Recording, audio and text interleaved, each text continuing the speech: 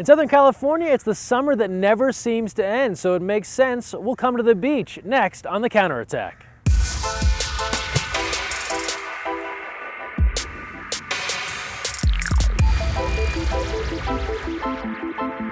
Hi everyone, Greg Mescall here. Thanks for joining us on The Counterattack on location this week in Long Beach. We're going to jump right into things and some men's college water polo highlights. Speaking of Long Beach, the Long Beach State 49ers headed up to Los Angeles to meet USC in a game televised live on the Pac-12 networks. Let's check out some of the highlights.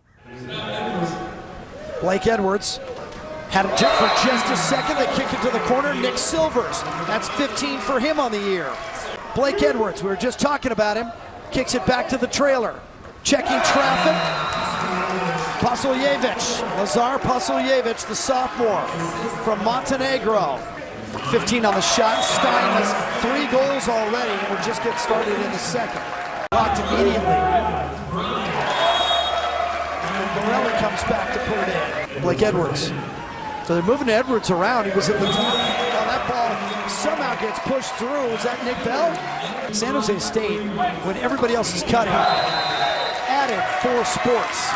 Shot and score. I think we just stuck to the game plan. Jovan stressed that they had a few key players that we needed to take out. We just stuck to that game plan. We knew it was a close game in the beginning, but we ended up pulling through, just taking out those key players. And now on to some other college scores. UCLA over Chapman 20-1. The defending NCAA champs, the Bruins, undefeated on the early season. Whittier edging Navy 14-12. Fresno Pacific, how about this? An upset over Loyola Marymount 12-11. And then back east, Washington and Jefferson 13-11 winners over Gannon. More college water polo coming this Saturday. USC will host Stanford 1:30 p.m. Eastern, 10:30 a.m. Pacific, live on the Pac-12 networks.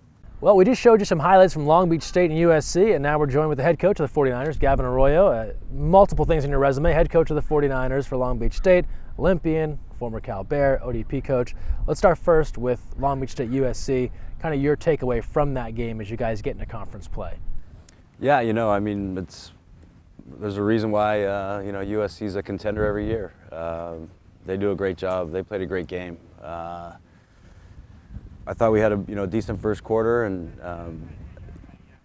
just takes a couple moments for them to get going. And if you can't get stops, then we talked about before the game. If you can't get stops, then they're just it's a snowball effect, and that's kind of what happened to a certain degree. And we were able to come back a little later, but. For the most part, the game was kind of over when they went up there, and 7-1 I think it was. Yeah.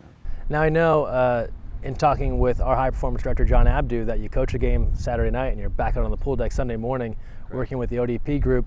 What do you like about working with the next generation, and what kind of draws you to those assignments?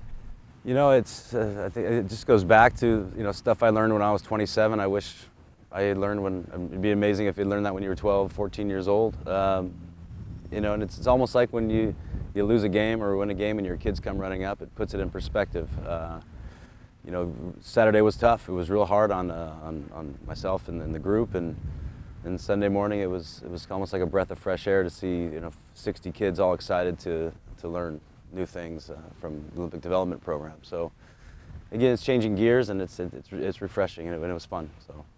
Want to close on just talking about last season for you in Long Beach State, just because it was such a high water mark during your time there. Such probably a fun time for the water polo team. We talked about it a little bit during the broadcast, and you kind of summed it up as it was just nice. Right. What did you mean by that? Why did you feel that way? It's been a kind of up and down 9 years.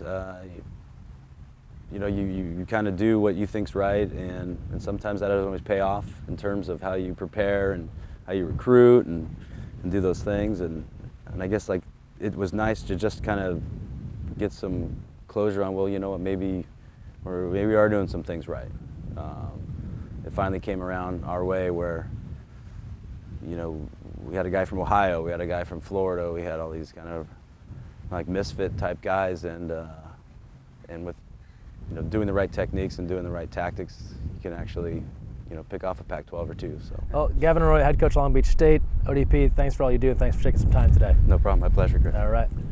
And now from the college game, we turn to high school and one of the biggest tournaments in the country, the Beast of the East, back in Pennsylvania this past weekend. As you might imagine, it's some of the best teams on the East Coast. It was Wilson High School beating Erie Cathedral Prep, and shout out to Quinn Lloyd, 12 goals, 2 first names, 12 goals over the 3 matches, and a big win for Wilson.